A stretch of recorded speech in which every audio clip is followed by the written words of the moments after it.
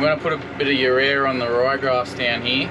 You can hardly hear this spreader running. Yeah, really happy with it. We had 400 lambs on 10 hectares at Watching Lock Valley Farm, Merit Contracting too. I bought a wrapper.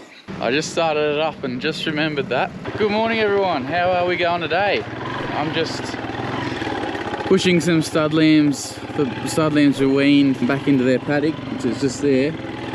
They crawled out into here the other day. I'm just putting them back now where they're meant to be. They're going pretty well. They're over there properly weaned now, so the coming week we'll get them in and draft the rams off the ewes and split them up. They'll go on to some higher quality feed. I've been giving them a little bit of grain just to get them used to that and get them a bit quiet.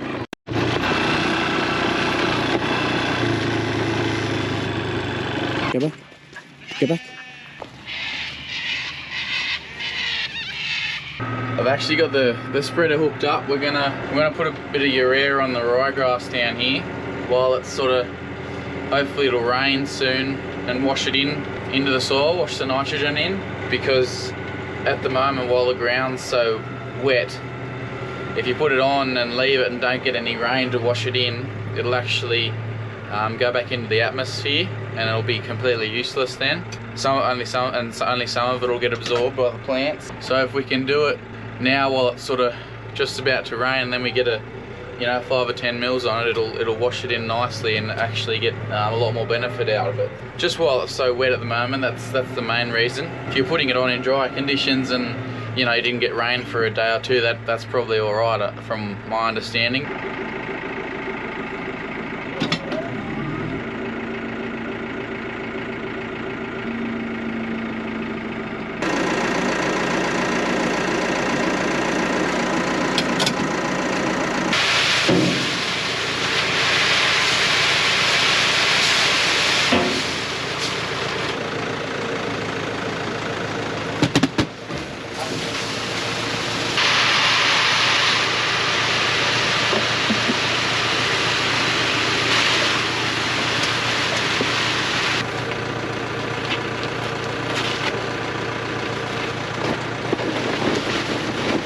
We're all loaded up there now. We just had a bit of trouble. That bag of urea has been sitting in the shed for a little while now, probably 4 or 5 weeks.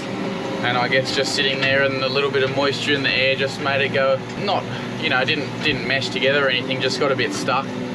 So we had a little bit of trouble with the bag. We ended up cutting it, but it's in there now. We'll go in down here and there's about 9 hectares. So I'll put a ton of it on there, so about 111 or 12 kilos to the hectare. So I'll just use the app again and see how it goes. Should be pretty close. You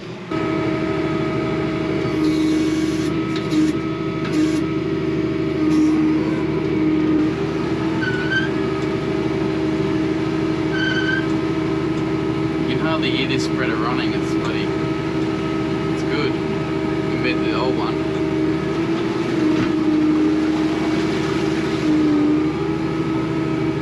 So you can see it's going alright. It does need something. You can see it in the rows there. It is a little bit wet here too. That's probably what the colour in the leaf is. It's either that or nitrogen deficiency, so the urea is going to help it anyway. If we can, we'll make silage out of this paddock. Get a bit of urea on it now and silage or hay depending how we go with it. But I'm just checking the spread width here. Probably about 21 or 2 meters. I set it to 20 just because with nitrogen especially, you'll see the overlap or missed bits if you don't get it right. So because it's a fair bit lighter, I was spreading the other day at 26 meters, that single super. Because the urea is so much lighter, it can't throw it as far. So with these spinners on anyway, so that's why we've sort of got to bring the spread width down a little bit.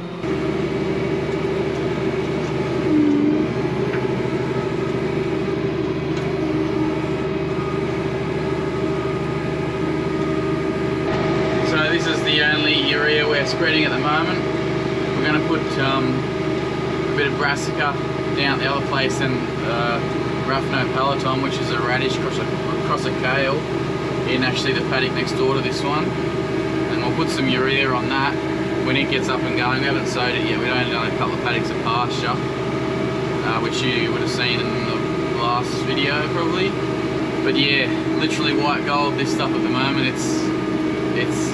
like all fertilizer, ridiculously expensive, but I think it's worth it at the moment because nitrogen's really important nutrient in a plant growth. It'll just boost that plant so much.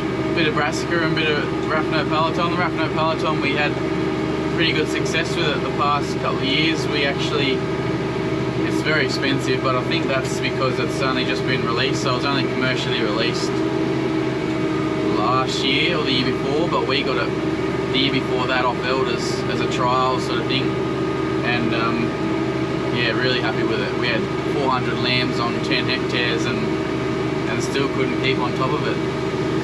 You know, the stocking rate compared to your brassicas, you know, it's 40 lambs to the hectare, where I think brassica's sort of 25, 30, and they reckon it's more palatable. I think it will be. We're going to do half and half a paddock down the Logan Park, so that'll be a real test to actually see whether they do like it more. By palatable I mean prefer it, you know, like tastier than the brassica. So be sure to bring you guys along with that one. Yeah, I was watching Lock Valley Farms last night, and his crops are looking really good, which is good to see. I think they were a little bit worried early on with rain and moisture, but yeah, they look unbelievable at the moment, so it's good to see they're having a season over there. Same with Merit Contracting too, Mark. It's good to see. They're two other Aussie channels that I follow. But yeah, obviously we're a fair bit, our season's a fair bit later than theirs, so we're behind them by, oh gee, I don't even know, a fair while. Our growing season's only sort of just starting, not even started yet really. It's actually warming up today. This week's been the first real feeling of spring probably.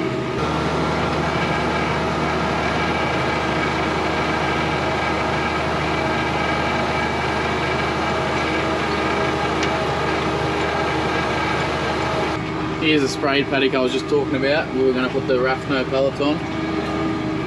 It's only a little paddock. It's only 4 or 5 hectares, but that'll nearly take 200 lambs. So yeah, it might be a good little paddock if we're lucky. It'll be a bit easier to stay on top of it because by the sound of it now we've done it once or twice.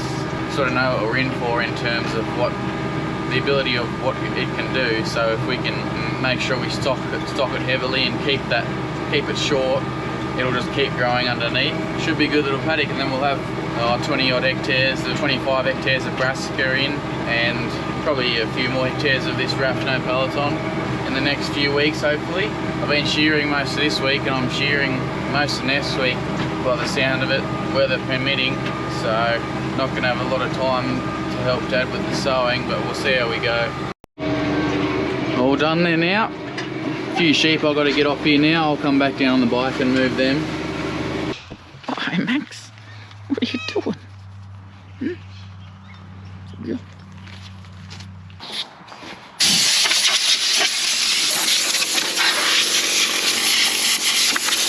So I'm just blowing it off all the little urea granules that were left on here, just because it's pretty bad stuff, nitrogen, pure nitrogen or rust stuff like that. So, and it's a really good spreader, so try and look after it fairly well. Now I've just got a bit of diesel in here that I'll spray on the spinners since we're not going to be using it for a little bit, to try and stop that rust.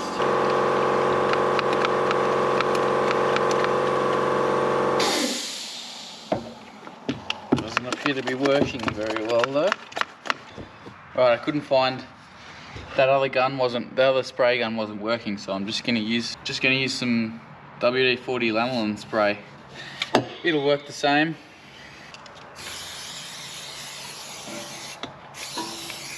And for those of you who don't know, lanolin is the sort of oily, waxy stuff that sheep, emit from their glands into the wool, and that's what this is the stuff that they get out of the wool. It's called lanolin. So you'll know why I love the smell of it. It smells just like sheep wool. Right, there we go. Oh, and other news, we'll just wait for the compressor to stop. I bought a wrapper. So I went down to Barham, I think it's pronounced, on the Victorian border, on the river, on the Murray River. Sort of west of Echuca, west of Deniliquin the other week, and got this. And it's a Tenko wrapper, 1804 if you're interested. It does round and square bales, which was a big bonus, but the biggest bonus to me was it's got a Honda motor on it, so it doesn't need a tractor to run it. It'll run off this. It's just a hydraulic pump on the back here that runs all the hydraulics, and it's all automatic. So I just get this remote and sit in the tractor and press auto start, put the bale on, press auto, and it wraps it and kicks it off automatically for me, which is really, really good, I think, for me and for us. And one of our mates has got a square baler. We work together a fair bit, so especially this year. I think this year it's going to be, you know, when it's ready to go, you got to go as quick as you can to get it into a bale, because just the way the weather is. And I think there's going to be a lot of bit of silage lined up. If we can, that's why I sort of bit the bullet and bought it this year, because I don't know how we're going to go with hay. But no, it's a pretty tidy thing. It's all on hydraulics, hydraulic jack, and the back wheels lift up and down too, so you can sort of get you want the bed pretty level when you're wrapping, so you can adjust that up and down, and the front up and down too. Single satellite. What else? I won't bore you with too much of the details now. I'll just show you it working when we start using it. It's got a fan to cool the radiator, to cool the oil. The fella said, bought it off a dairy farmer down there. He was right on the Murray, so it was pretty good. I've never been down that way to see some of that country, so it was pretty cool to go down there in the truck. I think it'll go all right for me, for us. We'll see anyway. If we don't really like how it works, I can just sell it again, but I don't see why it wouldn't work in our situation. Just frees up another tractor. Like, we've got 2 tractors, but obviously one's going to be in the paddock loading the hay, loading the silage onto the truck, and the truck will bring it back here, and then there'll be another tractor here unloading it onto this. So that's how we like to work things. Don't want to handle the bales hardly at all after we've wrapped them. Don't really want to be wrapping them in the paddock, then carting them back here, then unloading them again, because you end up ripping a lot of plastic. And righto, we'll put this in the shed, I think. I bet some of you would have seen this before and we're going to say something about it. I just started it up and just remembered that.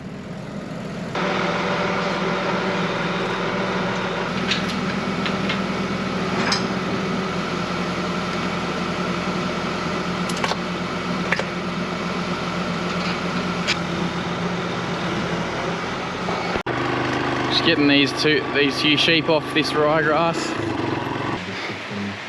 on the roof now.